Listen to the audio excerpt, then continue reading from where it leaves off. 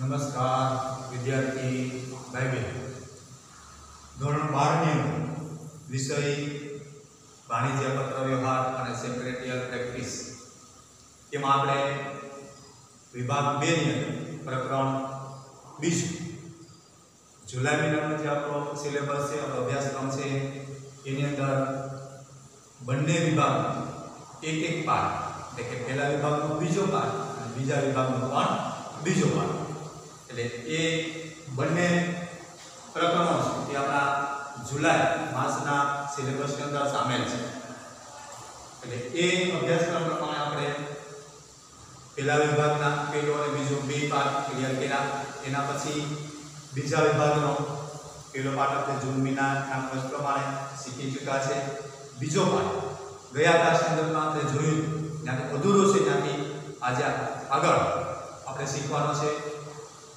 એ અભ્યાસક્રમની અંદર શેરની ફેરબદલી અને કાયદાકીય હસ્તાંતરણ આ વિષય ઉપર આપણે એની વિસ્તૃત સમજૂતી આજે મેળવીશું એની પહેલા વિદ્યાર્થી મિત્રો એક સૂચન એ કરવાનું છે કે હવે ધોરણ 12 ના વિદ્યાર્થીઓ માટે શાળાઓ શરૂ થઈ ગઈ છે એટલે નિયમિત જો શાળાએ આપણે આવી અને જે ઓફલાઈન શિક્ષણ છે પ્રત્યક્ષ શિક્ષણ છે એની અંદર આપણે જેટલા જોડાઈએ તો વધારે પડતો આપણે એની અંદર વર્તન કરી શકીએ વધારે આપણે એમાં શીખી પણ શકીએ અને પ્રત્યક્ષ શિક્ષણની અંદર જે તમારા કંઈ પ્રશ્નો હોય તમને ન સમજાતું હોય તો એનું નિરાકરણ પણ આપણે શાળાએ થઈ શકીએ એટલે રેગ્યુલર શાળાએ આવી અને આ પ્રત્યક્ષ શિક્ષણની અંદર કેમ કે ઘણા બધા વિદ્યાર્થીઓને ઓનલાઈનની અંદર એવી મુશ્કેલી પડે છે કે ભાઈ ગ્રામ્ય વિસ્તારની અંદર આપણે ઘણી વખત આ કવરેજ ના આવતું હોય મોબાઈલની અંદર ટાવર ના આવતું હોય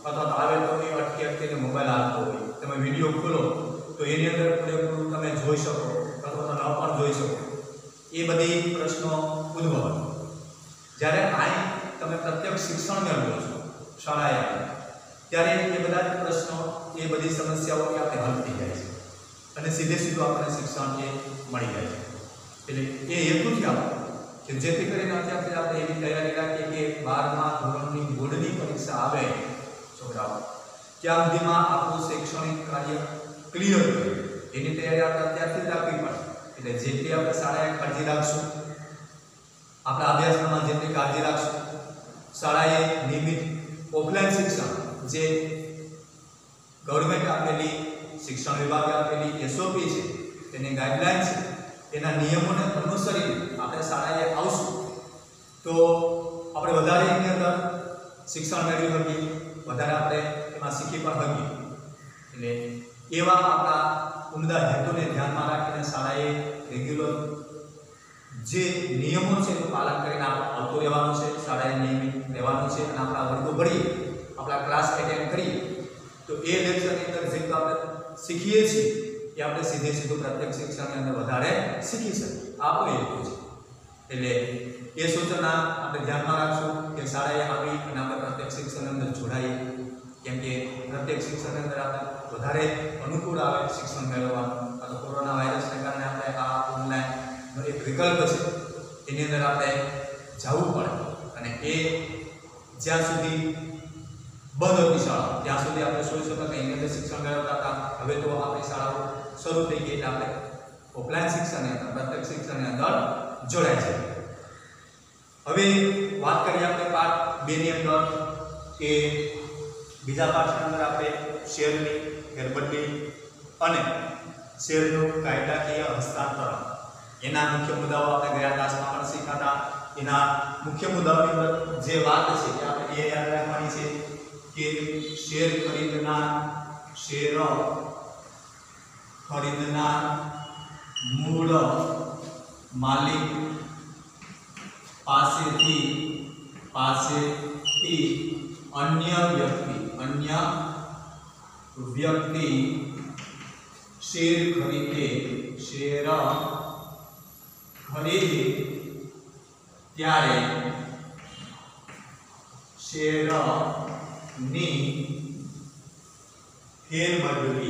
શેરની ફેરબદલી અને તેનું હસ્તાંતરણ થાય છે। આ એની સરળ એવી વ્યાખ્યા છે કે કોઈ જાહેર કંપની પાસેથી જે વ્યક્તિ અથવા તો શેર હોલ્ડર અથવા તો શેર દલાલ કે સીધો ગ્રાહક એ કંપનીના શેર ખરીદે છે, એ ખરીદી લીધા પછી એ વ્યક્તિ જ્યારે અન્ય વ્યક્તિને પોતાના શેર વેચે છે ત્યારે એ વ્યક્તિ પાસેથી બીજી વ્યક્તિ લે છે, કંપની પાસેથી નહીં। એટલે એ વાત જે છે એને શું કહેવાય તો કે શેર ખરીદનાર મૂળ માલિક છે એ કોની પાસેથી લીધેલા છે? કંપની પાસે। કંપની પાસેથી એક વખત લીધેલા ખરીદનાર છે એ એના મૂળ માલિક છે। હવે એ મૂળ માલિક છે એની પાસેથી બીજી વ્યક્તિ શેર ખરીદે છે એટલે એનો અર્થ એવો થાય છોકરાઓ કે મૂળ માલિક છે એનો માલિકીનો હક જતો કરે છે। એનો અર્થ શું થાય તો કે મૂળ માલિક પોતાનો માલિકી હક જતો કરે છે અને બીજાને શેર આપે છે। મૂળ માલિક છે એ પોતાનો માલિકીનો હક જતો કરે અને બીજાને શેર વેચી દે છે, બીજાને શેર આપી દે છે, નાના એની પાસેથી લઈ લે છે। પછી એ મૂળ માલિક છે એ શેરનો માલિક રહેતો નથી।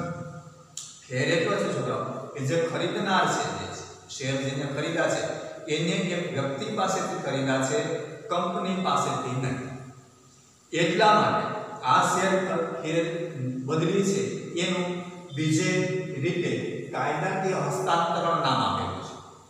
આ શેરની ફેર બદલી કઈ કે મૂળ માલિક પોતાનો હક જતો કરી દે અને બીજાને વેચે એટલે એનો માલિક થઈ જાય। હવે વાત રહી કોની તો કાયદાકીય હસ્તાંતરણ। એ શું છે તો કે કંપની આ બંને વ્યક્તિ જે છે મૂળ માલિક અને લેનાર વ્યક્તિ એ વેચે છે અને લે છે એ બેને મંજૂરી આપે છે। કોણ આપે છે તો કે કંપની।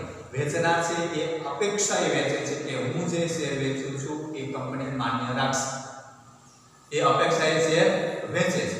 એટલે એ શેર વેચે છે ત્યારે એ કંપની એ માન્યતા એને આપશે અથવા મંજૂરી આપશે એવી એની અપેક્ષા છે અને એ કંપની એને મંજૂરી આપે છે। જેમ કંપની મંજૂરી આપ્યા પછી આ ખરીદનાર વ્યક્તિ છે એ જે મૂળ કિંમતમાં એ શેર ખરીદા છે એમાં હવે પછી જે કાંઈ ફેરફાર થાય, શેરની કિંમત વધે કે ઘટે તો એનો સીધો લાભ કે ખોટ એ જેને શેર લીધા છે એને મળશે। એની મંજૂરી કોણ આપશે તો કે કંપની। એટલે એ કંપની દ્વારા એ મંજૂરી આપવી આ શું થઈ ગયું? કાયદાકીય હસ્તાંતરણ। કાયદાકીય રીતે મંજૂરી આપેલા શેરની ફેરબદલી એક વ્યક્તિ પાસેથી બીજી વ્યક્તિ પાસે શેર જાય છે તે। હવે એના જે મુદ્દાઓ છે એના પછીના આગળના જો એમાં શેર ફેરબદલી અંગેની જોગવાઈઓ શું શું હોય છે? શેર ફેરબદલીનું મહત્વ શા માટે? આ જરૂરી શા માટે છે? કેમ કે નાણાકીય ભંડોળ એકઠું કરવા માટે કંપની પોતાના શેર બહાર પાડે છે અને કોઈ વ્યક્તિને એ દરમિયાન નાણાકીય જરૂરિયાત પડે ત્યારે પોતાના શેર વેચી દે છે, એને રૂપિયા જોતા હોય, પછી બીજી વ્યક્તિ એ દરમિયાન એ શેર લઈ લે છે। આ કંપનીના ભંડોળ એકઠું કરવા માટે ખૂબ મહત્વ ધરાવે છે। શેરની ફેરબદલીનું મહત્વ શું છે? શેરની ફેરબદલી નું મહત્વ શું તો કે નાણાકીય ભંડોળ એકત્રિત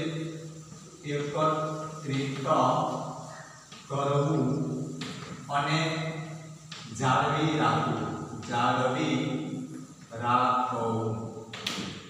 જો આ પ્રક્રિયા ન થાય છે, કોઈને નાણાકીય જરૂરિયાત પડે તો એ શેર વેચી શકે।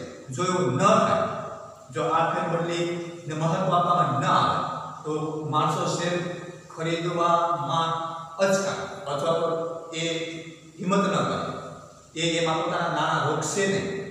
શા માટે? તો એને એવું લાગે કે મારે જ્યારે નાણાંની જરૂરિયાત પડશે તો એ નાણાં તો હું પાછા મેળવી નહીં શકું। કંપનીના નીતિ નિયમો પ્રમાણે જ્યારે કંપની આવે ત્યારે મળે ત્યારે મારા નાણાં એ રોકાઈ જાય, રોકાણ થઈ જાય તો મને પરત મળી નહીં શકે, તો એવા ડરને કારણે વ્યક્તિ એ શેર ખરીદશે નહીં. આમાં તેને છૂટ મળી જાય છે. નાણાં પરત ગમે ત્યારે વ્યક્તિ મેળવી શકે છે, કેમ કે પોતાના શેર ગમે ત્યારે વેચી શકે છે. એટલે ગ્રાહક અથવા તો શેર હોલ્ડર કે શેર દલાલને પોતાના નાણાં પરત મેળવવા માટેની છૂટછાટ મળે છે. એટલા માટે કંપનીની અંદર આ શેર ભંડોળ એકત્રિત કરવાના જે માર્ગો છે એ મોકળા થઈ જાય, ખુલ્લા થઈ જાય છે, એના વિકલ્પો વધી જાય છે, એટલે માર્કેટ વધારે ચલાય છે. મૂળ મહત્વ કયું કે કંપનીને એ ભંડોળ એકત્રિત થતું રહે છે અને એ જળવાઈ પણ રહે છે. એ ભંડોળ પરસ્પર એકબીજા ગ્રાહકો લેતી દેતી કરે છે, લે વેચ કરે છે, એના કારણે કંપનીને કોઈ ખોટ જાતી નથી, એનો વ્યવહાર એ જળવાઈ રહે છે. એટલે શેર હોલ્ડર અથવા શેર દલાલ કે શેર ખરીદનાર ગમે ત્યારે શેર ખરીદનાર પોતાના શેર વેચી અને નાણાં પરત મેળવી શકે છે, પરત મેળવી શકે છે. એટલા માટેનું મહત્વ છે. ખ્યાલ આવ્યો છો? કેમ કે પોતાના શેર ગમે ત્યારે વેચી શકે એવી છૂટછાટ એને મળે તો શેર ખરીદે લોકો, નહીં તો ખરીદે નહીં. એને કોઈ પડી જાય કે 5 વર્ષ લગી મારા 2 વર્ષ લગી એટલા સમય લગી મારા નાણાં મને પાછા મળવાના નથી, તો માણસ એ અથવા વ્યક્તિ અથવા તો ગ્રાહક કસ્ટમર એ શેર ખરીદશે જ નહીં. ડર લાગે કે મારે જોતા ત્યારે મને નાણાં મળવાના નથી, તો શું કરું? તો મારે મારો કામ નથી કરવું, મારે શેર ખરીદવા નથી, એટલે શેર નહીં ખરીદે. શેર ન ખરીદે તો કંપનીનું ભંડોળ એકત્રિત નહીં થાય, કંપનીને જે નાણાંની સુવિધાઓ હોય છે મળશે. અને એટલા માટે એ કંપનીનું ભંડોળ એ જે જોઈતા પ્રમાણમાં એને મળવું જોઈએ નહીં મળે, અને કંપની પોતાનું કાર્ય નહીં કરી શકે, કંપની એ પ્રોડક્ટ નહીં કરી શકે. એટલા માટે આનું મહત્વ ખૂબ જ છે. કોનું? શેર ફેર બદલી અથવા તો કાયદાકીય હસ્તાંતરણ. અને એટલા માટે શેર ગમે ત્યારે લોકો ખરીદી શકે છે અને ગમે ત્યારે લઈ પણ શકે છે. જો શેર ફેર બદલીને સરકારે એના કારણે આવક થાય છે, શેર બદલી કે વેચાણ જેમ વધારે પ્રમાણમાં થાય તેમ સરકારને વધુ પ્રમાણમાં આવક ઊભી થાય છે, કારણ કે સરકારે શેર બદલી ઉપર કર નાખેલો છે. બીજો ફાયદો એ છે કે સરકારને એમાંથી આવક પણ થાય છે. શેર ફેર બદલીના કારણે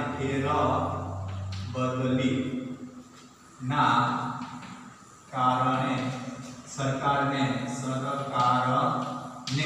આવક પણ થાય છે, આવક થાય છે. આ એનો ફાયદો છે. શા માટે શેમાંથી આવક થાય છે? તો કે એની ઉપર કર વસૂલવામાં આવે છે, કર વસૂલવામાં આવે છે. એની પર ટેક્સ લાગે. જેટલા શેર વેચાય, જે મૂળ કિંમત હોય એના નિશ્ચિત કરેલા નાણાંમાં નિશ્ચિત કરેલી ટકાવારી પ્રમાણે એ ટેક્સ ભરવું પડે. એટલે જેટલી શેર ની લેવેચ થાય એટલા આશરે સરકારને ટેક્સ વધારે મળે. એટલા માટે ગવર્મેન્ટને પણ એની અંદર ફાયદો તો છે, કંપનીને પણ એનું ભંડોળ જળવાય રહે, એટલા માટે કંપનીને પણ ફાયદો છે અને ગવર્મેન્ટને પણ ફાયદો છે. એટલે આ બધા ફાયદાઓના કારણે એ શેરની ફેરબદલી અથવા તો હસ્તાંતરણ જે છે, કાયદાકીય કાનૂની રીતે હસ્તાંતરણ છે, પણ ઘણું મહત્વ ધરાવે છે. શેર ખરીદનાર વ્યક્તિને શેરનો માલિકી હક શેર મળી જાય છે. શેર હોલ્ડર શેર બજાર ભાવમાં થતા ફેરફારો અને લાભ મેળવી શકે છે. બિન કાર્યક્ષમ એકમોમાં રોકાયેલા નાણાંનો પ્રવાહ કાર્યક્ષમ એકમો તરફ વધે છે. શેર ફેરબદલીના કારણે શેર બજારો અને મૂડી બજારોનો વિકાસ થાય છે. એટલે શેર ફેરબદલીના કારણે મૂડીરોકાણ અને શેર બજારનો વિકાસ. શેર ફેરબદલી ના કારણે મૂડીરોકાણ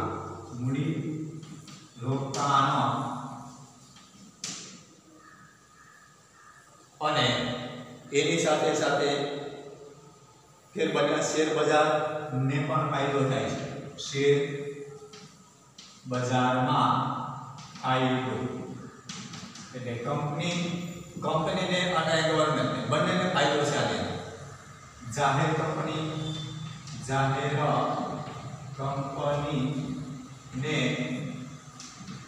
ભંડોળ એકત્રિત કરવા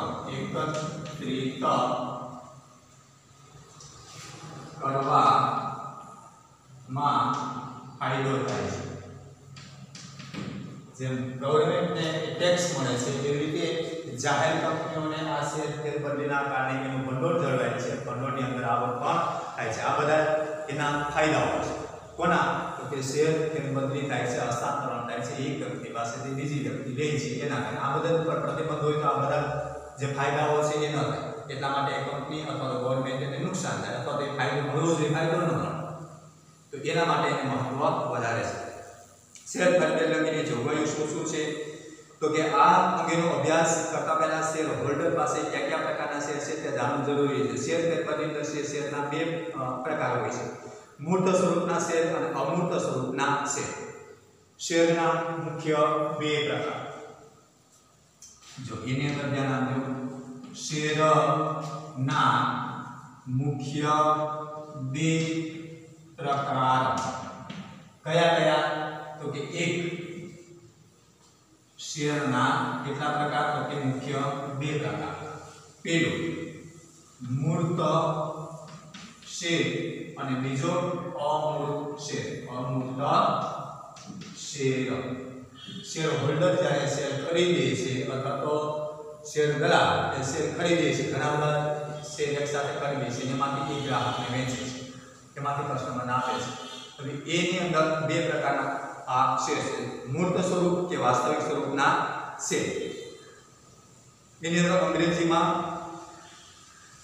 ફિઝિકલ શેર તરીકે ઓળખવામાં આવે છે। મૂર્ત સ્વરૂપ એટલે કે ફિઝિકલ જે સ્વરૂપ છે એનું મૂર્ત સ્વરૂપ છે એવું એનું અંગ્રેજીનું એનું નામ છે, જેમાં શેર હોલ્ડર પાસે કંપની આપેલા શેર પ્રમાણપત્ર તેની પાસે હોય છે। આ શેર પ્રમાણપત્રમાં શેર ધારણ કરનારનું નામ, શેરની સંખ્યા, શેર કિંમત, શેરનું નામ અને કંપનીની સામાન્ય મહોર હોય છે।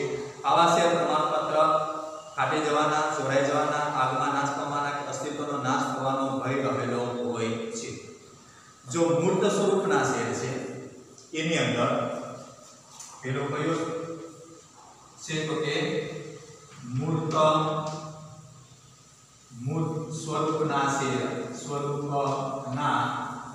શેર એમાં કંપનીના પ્રમાણપત્ર વાળા શેર જેમાં નામ, કિંમત, કંપનીનું નામ વગેરેની નોંધ। મૂર્ત સ્વરૂપના જે શેર છે એ શેર જ્યારે શેર હોલ્ડર કંપની પાસેથી ખરીદે છે ત્યારે એની સાથે પ્રમાણપત્ર લેખિત આપણે જે કહીએ એ શેરની સાથે જોડાયેલા હોય છે। એટલે એ શેરની અંદર સંપૂર્ણ માહિતી જે શેર ખરીદનાર છે એનું નામ, એનું સરનામું, શેરની જે કિંમત છે એની આંકડાકીય માહિતી છે, એ કિંમત રૂપિયા નાણાકીય જે છે એના આંકડાઓ લખેલા છે। એ પ્રમાણપત્રની પૂરેપૂરી વિગત એ પ્રમાણપત્રની અંદર આપેલી છે અને એ શેરની સાથે જોડાયેલું પ્રમાણપત્ર વાળા શેર, આપણી ભાષામાં કહીએ પ્રમાણપત્ર સહિતના શેર। હવે એ પ્રમાણપત્ર વાળા જે શેર છે એ નિશ્ચિત એના કિંમતની અંદર જ વેચાય છે, નક્કી કરેલા ભાવની અંદર એ વેચાય છે અને એને જાળવીને રાખવા પડે, સાચવીને આપણે રાખવા પડે, કેમ કે એની સાથે પ્રમાણપત્ર છે, પ્રમાણપત્ર વાળા જ શેર છે, એની અંદર બધી નામ, સરનામું, કિંમત, કંપની એ બધું એની અંદર લખેલું છે। હવે એ શેરની કાળજી શું રાખવાની? કેમ કે શેર ફાટી ન જાય, જેમ આપણે ચેક હોય અથવા તો જે નાણાં છે, આપણો જે રૂપિયા પૈસા છે એની લેતી માટે આપણે જેટલી કાળજી રાખીએ, જેટલી માવજત રાખીએ એટલી જ માલ એ આપણે એક જાતની ચલણ થઈ ગયા અને હું મતલબ ચલણી નોટ થઈ ગયા શેર છે। આપણે ચલણી નોટ છે, માની લો કે 100, 200, 500 જે ચલણી નોટને આપણે જેટલી કાળજી રાખીને સાચવીએ એવી રીતે આ શેરને આપણે સાચવવા પડે, કેમ કે એ જો ફાટી જાય તો પછી એનું વળતર ન મળે, કેમ કે જેમ આપણી ચલણી નોટ છે એ ફાટવા નથી દેતા, એની કાળજી પલળવા ન દેતા, તૂટવા ન દેતા, ફાટવા ન દેતા, એની જાળવણી કરીએ એવી એની જાળવણી રાખવી પડે। એટલે પ્રમાણપત્રવાળા શેર છે એની અંદર આ માવજત પણ એની કરવી પડે। આ એનું મૂર્ત સ્વરૂપ છે એટલે ફિઝિકલ, આમ આપણે રૂપિયા શેરની જેમ કાગળની બનાવેલી વસ્તુ છે। અમૂર્ત સ્વરૂપના શેર અંગ્રેજીમાં આને ડેમિટ શેર તરીકે ઓળખવામાં આવે છે। આ પ્રકારના શેર હોલ્ડર પાસે હોતા નથી, પરંતુ શેર હોલ્ડરો એ ખોલાવેલા ડેબિટ ખાતામાં હોય છે। આ પ્રકારના શેર વિશે ધોરણ 11 માં અભ્યાસ કરી ગયા છો। આ પ્રકારના શેરમાં વાસ્તવિક સ્વરૂપના ગેરફાયદા જેમ કે શેર ખોવાઈ જવાના, ફાટી જવાના, ચોરાઈ જવાના કે આગમાં નાશ પામવાનો કોઈ ભય રહેતો નથી। અમૂર્ત શેર બીજા પ્રકારના છે એ કયા છે તો કે અમૂર્ત શેર। આ શેરની અંદર એ આપણા શેર હોલ્ડરની પાસે અથવા તો કંપનીના ખાતામાં જમા હોય છે। અમૂર્ત સ્વરૂપ જેમ આપણે બેંકના એકાઉન્ટની અંદર આપણે નાણાકીય રૂપિયા રાખીએ, આપણી પાસે નથી, માનો કે તમારી પાસે 10,000 રૂપિયા છે, આપણી પાસે રોકડ અત્યારે છે ને, એ 10,000 રૂપિયા બેંકની અંદર પડ્યા છે, જમા છે, એ અમૂર્ત છે, રૂપિયા છે આપણી પાસે, પણ કેવા આપણી પાસે ફિઝિકલી આપણી પાસે નથી અત્યારે, બેંકની અંદર જમા પડેલા છે, એટલે જમા પડેલા છે એટલે આપણી પાસે એની ચલણી નોટ નથી, એવા આપણું વાસ્તવિક સ્વરૂપ આપણી પાસે નથી। અને 10,000 રોકડ આપણી પાસે પેલા એ વાસ્તવિક સ્વરૂપ, મૂર્ત સ્વરૂપ કહેવાય, તો સીધી વાત છે। મૂર્ત એટલે આપણી પાસે જે હોય તે વાસ્તવિક તે પ્રત્યક્ષ હોય છે, અમૂર્ત એટલે જે પ્રત્યક્ષ નથી, સીધો આપણી પાસે નથી, આપણો આ પ્રત્યક્ષ છે, અમૂર્ત સ્વરૂપ છે ખરું, આપણી સામે નહીં, આપણી પાસે નહીં, પ્રત્યક્ષ છે, આપણા એકાઉન્ટમાં જમા છે। આ કેવું થયું? અમૂર્ત સ્વરૂપ, બસ બિલકુલ એની જેમ શેર છે એની જે કંઈ કિંમત છે એ બધા છે કરે આપણા જ ખાતામાં બોલે છે, આપણી પાસે રોકડમાં નહીં, એ શેરના કાગળે આપણી પાસે નહીં, એ આપણા શેર હોલ્ડર અથવા તો કંપની અથવા તો એ શેર દલાલ જે છે તે આપણે જમા કર્યા છે, ગમે ત્યારે આપણે લઈ શકીએ છીએ, એમાંથી નાણાં અથવા તે શેર વેચીને આપણે નાણાં એમાંથી લઈ શકીએ છીએ। આ એવું કેવું સ્વરૂપ થયું તો કે અમૂર્ત સ્વરૂપ। એનો ફાયદો શું થાય કે એ આપણે ફાટી જવાના અથવા તો ખોવાઈ જવાના, તૂટી જવાની કાંઈ બીક લાગતી નથી, કેમ કે આપણા છે જ મૂર્ત સ્વરૂપમાં તો છે। આપણી બહાર રૂપિયા ખીચામાં પડ્યા છે તો આપણે વરસાદ આવ્યો તો કંઈ બહાર ગયા હોય તો આપણે સાચી તરફ મૂકી, શા માટે? મૂર્ત સ્વરૂપ આપણી પાસે છે, પલળી જાય તો ખોવાઈ જાય તો ફાટી જાય તો જવાનું, પણ બેંકમાં જમા છે તો આપણે ક્યાંય પ્રશ્ન રહેતો નથી, છે આપણા જ, પણ આપણી પાસે એ મૂર્ત સ્વરૂપમાં નથી। એની જેમ આ મૂર્ત સ્વરૂપની અંદર જે શેર છે એ આપણા હસ્તગત હોય છે, આપણી પાસે જ હોય છે, એટલે આપણે જાળવણી કરવી પડે, એને ધ્યાન રાખવું પડે, એને કાળજીથી સાચવી રાખવા પડે। રૂપિયા પૈસાની ચલણી નોટ જેમ રાખીએ એમાં શેરને આપણે રાખવા પડે। જ્યારે અમૂર્ત સ્વરૂપ છે એ આપણા ખાતામાં જમા પડેલા છે, આપણી પાસે વાસ્તવિક સ્વરૂપમાં નથી, એટલે એ વાસ્તવિક સ્વરૂપ આપણી પાસે નથી, એટલે એ ફાટી જવા અથવા તો ચોરાઈ જવા અથવા તો ખોવાઈ જવા એવો કોઈ ભય રહેતો નથી।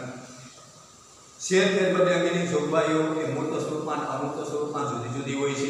આ બંને આપણા એકાઉન્ટમાં જમા પડેલા શેર હોય તે અને આપણી પાસે જે આપણા હાથની અંદર ઘરે પડ્યા હોય જે રૂપિયા આપણે રાખીએ એ મૂર્ત સ્વરૂપમાં હોય તે, એની બેની જોગવાઈઓ જુદી જુદી, કેમ કેશ પેમેન્ટ છે અને એકાઉન્ટમાં જમા રૂપિયા છે, એવી રીતે શેર આપણા જમા બોલતા હોય તો અને આપણી પાસે ઘરે પડ્યા હોય તો આ બેની જોગવાઈઓ જુદી જુદી, મૂર્ત સ્વરૂપ અને અમૂર્ત સ્વરૂપ। જો મૂર્ત સ્વરૂપના શેર ફેરબદલી અંગે કંપની ધારામાં દર્શાવેલી જોગવાઈનું નીચે પ્રમાણે પાલન કરવું પડે છે। જો આ કાયદાકીય જોગવાઈનું પાલન કરવામાં ના આવે તો કંપની શેર ફેરબદલી નામંજૂર કરી શકે છે। આપણી પાસે જે ઘરે પડ્યા હોય શેર આ પ્રમાણપત્રવાળા કે જે આપણી પાસે છે, આપણી પાસે ઘરે જ રાખ્યા છે, એના નીતિ નિયમો જે કંપની બનાવ્યો હોય એને ધ્યાનમાં રાખીને આપણે એને સાચવવા પડે, એને જાળવવા પડે, કાયદાકીય ધોરણે આપણે એને રાખવા પડે,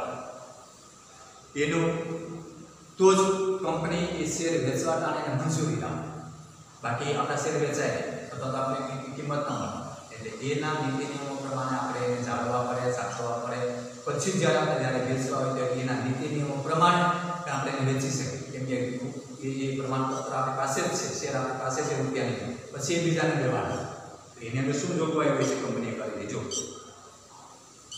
શેર બદલીનું ફોર્મ શેર બદલી કરવા માટે નિયત કરેલ શેર બદલી ફોર્મ ભરવું પડે, જેમાં ખરીદનાર વેચનાર બંને પક્ષકારોના નામ સરનામા અને સહી આવશ્યક છે. આવા પ્રકારના form company register office share દલાલ પાસે અને શેર બજારમાંથી મળી રહેશે. એ જ્યારે શેર વેચવાના હોય મૂર્ત સ્વરૂપના આપણી પાસે પડેલા છે એ ઘરે અથવા તો આપણી પાસે રાખતા હોય એ વેચવા હોય તો કંપનીએ નિયત કરેલા ફોર્મની અંદર આપણે એ ફોર્મ ભરવું પડે. આપણે વેચનાર છે એનું પૂરેપૂરું નામ સરનામું સહી જે કંઈ વિધિ આવતી હોય જે કંઈ નિશ્ચિત નિયમ હોય એ ફોર્મની અંદર લખવાના. એવી રીતે જે લેનાર વ્યક્તિ છે એનું પણ એ માહિતીની અંદર લખવાની.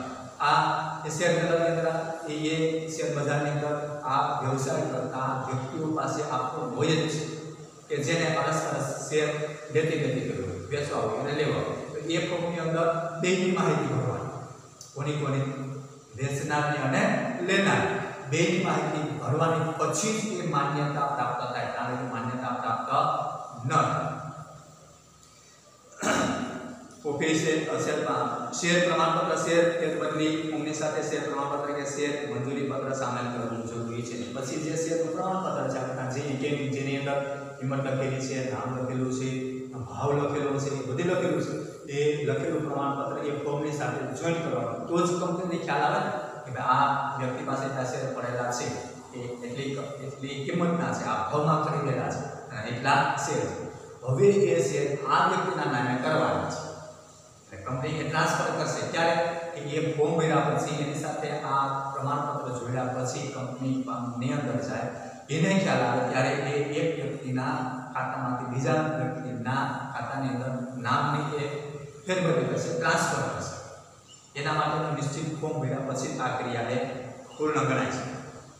બાકી શેર ધારક જે શેરની ફેરબદલી કરવા માંગતા હોય તે શેર ઉપર જો શેર હપ્તા માટેની માંગણી થયેલી હોય તો તેની સામે બાકી હપ્તા હોવા જોઈએ નહીં. ઘણી વખત હપ્તાથી શેર લીધેલા હોય, મૂળ કિંમત ઊંચી હોય પણ આપણે થોડા ડાઉન પેમેન્ટમાં એ શેર ખરીદેલા હોય, થોડી કિંમત આપીને શેર ખરીદી લીધા હોય ઊંચા ભાવે, પછી બાકી રહેલી કિંમત છે આપણે એના ફોર્મની અંદર લખેલું હોય નોંધીને કે એટલા સમયગાળાની અંદર એટલા રૂપિયામાં જમા કરાવતો જાય એટલે એ બધા હપ્તાઓ જમા થઈ જાય એટલે શેર સંપૂર્ણપણે સ્વતંત્ર મારી પાસે આવી જાય. એ સંપૂર્ણ હપ્તા ભરાઈ ગયેલા હોવા જોઈએ. બાકી રકમ લેણી કંઈ હોવી જોઈએ અને મૂળ કિંમત જે શેરની છે એટલા ભાવમાં એ જમા થયેલી રકમ હોવી જોઈએ તો જ એ શેર વેચી શકાય. ત્યાં સુધી શેર વેચી શકાતા નથી. કયા મૂર્ત સ્વરૂપના શેર છે એની વાત છે, ત્યાં સુધી આપણે શેર વેચી શકતા નથી. વાંધા શેર જે શેરની ફેરબદલી કરવાની હોય તે શેર માટે કોઈ પણ પ્રકારની વાંધા અરજી હોવી જોઈએ નહીં. જો શેર ફેરબદલીના શેર સાથે કોઈ પણ વાંધા અરજી હોય તો તેવા શેરની ફેરબદલી કંપની દ્વારા મંજૂર કરવામાં આવતી નથી. શેર વેચનાર વ્યક્તિ છે એની સામે એ શેર ખરીદા કે અત્યાર સુધીમાં કોઈ વાંધા અરજી ન હોવી જોઈએ. એની અંકત કોઈ વાંધો ન હોવો જોઈએ કે ભાઈ શેર આટલી કિંમતના હતા, એટલા ભાવમાં હતા તો એની સામે કોઈ વાંધો કરેલો છે અથવા તો મારે ખરીદવા થતા વ્યક્તિ ખરીદી લીધા એના હપ્તા અધૂરા રહી ગયા એટલા માટે હપ્તા પૂરા નથી કર્યા એટલા માટે યોગ્ય વળતર નહીં મળે, આવું કોઈ પ્રકારની વાંધા અરજી હોવી જોઈએ નહીં. મતલબ કે એનું ક્લિયર ખાતું હોવું જોઈએ તો જ એ કંપનીને મંજૂરી આપે, નહીંતર એને મંજૂરી આપે નહીં. ત્યાં સુધી એ શેર વેચી શકે નહીં. આ મૂર્ત સ્વરૂપના શેરને ફેરબદલી માટેની કંપનીએ કરેલી જોગવાઈ છે. એના નિશ્ચિતના નિયમો છે તો જ એ શેર વ્યક્તિ બીજી વ્યક્તિને આપી શકે, એ શેર બીજી વ્યક્તિને વેચી શકે. એટલે એ નીતિ નિયમો ધારાધોરણો નિશ્ચિતના ફોર્મ છે એ ફોર્મ ભરી અને બીજી વ્યક્તિને પોતાના શેર વેચી શકે ત્યાં સુધી વેચી શકાતું નથી. એટલે સંતોષકારક પુરાવા એના પછી લિયનો હક, સ્ટેમ્પ ડ્યુટી, નવા શેરધારકને શેર પ્રમાણપત્ર, બદલીનો અસ્વીકાર, વિનય પત્રની જોગવાઈ, સભ્યપત્ર, ડિવિડન્ડનો હક, એકલ વ્યક્તિ કે કંપનીના સંદર્ભ, શેર ફેરબદલીની વિધિ. આ કંપનીએ કરેલી બધી જે જોગવાઈઓમાંથી વેચનાર વ્યક્તિ અને લેનાર વ્યક્તિએ પસાર થવાનું હોય છે. પસાર થવાનો મતલબ કે એ વિગત પૂરી ભરવી પડે. જો અધૂરી વિગતવાળું હોય અથવા તો શેરની અંદર કોઈ નાણાં ઘટતા હોય ત્યાં સુધી એ શેર વેચી શકાતા નથી અથવા તો કંપનીને મંજૂરી માન્યતા આપતી નથી, મંજૂરી આપતી નથી એટલે શેર વેચી શકાય નહીં. એટલે સંતોષકારક પુરાવા હોય એનું ક્લિયર ખાતું હોય એની અંદર પૂરી જેટલા શેર ખરીદ્યા છે, જેટલા ભાવમાં ખરીદ્યા છે, જે મૂડીની કિંમત છે એ કિંમતની અંદર જ એ શેર આવી ગયેલા છે તો અને તો તે શેર વેચી શકે છે, કંપનીને મંજૂરી આપે છે. નહીંતર કંપનીને મંજૂરી આપતી નથી અને ત્યાં સુધીના શેર વેચી શકાતા પણ નથી. આ બધી કાયદાકીય કંપનીઓ કરેલી જોગવાઈ છે. એટલે એ જોગવાઈ પ્રમાણે કંપની એ પોતાના શેર વેચનારને મંજૂરી આપે છે, ત્યાં સુધી મંજૂરી આપતી નથી. આજનો ક્લાસ અહીં આપણે પૂર્ણ કરીએ છીએ. આગળના જે મુદ્દાઓ છે એ આવતા ક્લાસની અંદર આપણે શીખશું કે શેર ફેરબદલીના જે કંઈ સંતોષકારક એના નાણાકીય વ્યવહાર છે, ક્લિયર ખાતું છે, ત્યાં સુધી તો શેર વેચી શકે છે અને કંપની મંજૂરી આપે છે. કયા શેરને? તો કે જે મૂર્ત સ્વરૂપમાં શેર એની પાસે પ્રમાણપત્રવાળા પડ્યા છે તે. હવે હોમવર્કની અંદર, પીડીએફની અંદર આ જ પ્રકરણમાંથી તમને એવા પેજ આપેલા હશે કે એની અંદરના મુદ્દાઓ સામેલ હશે. એ તમારે એ જોઈ પેજમાંથી અને ઘરે તમારી પાસે જે પાકી નોટ છે એની અંદર એ મુદ્દાઓ લખવાના, જેથી કરીને આપણે એકમ કસોટી હોય અથવા તો પરીક્ષા હોય એની તૈયારી કરી શકીએ, અભ્યાસક્રમ આપણે રેગ્યુલર કરી શકીએ. એટલા માટે હોમવર્ક તમારે ઘરે બેસીને આ પાકી નોટમાં લખી લેવાનું છે. આજનો તાસ આપણે પૂર્ણ કરીએ છીએ. બાકી રહેલું જે પ્રકરણ છે, બીજું પ્રકરણ અધૂરું છે, આવતા તાસની અંદર આપણે આગળ શીખશું. આજનો તાસ આપણે પૂર્ણ કરીએ. બસ.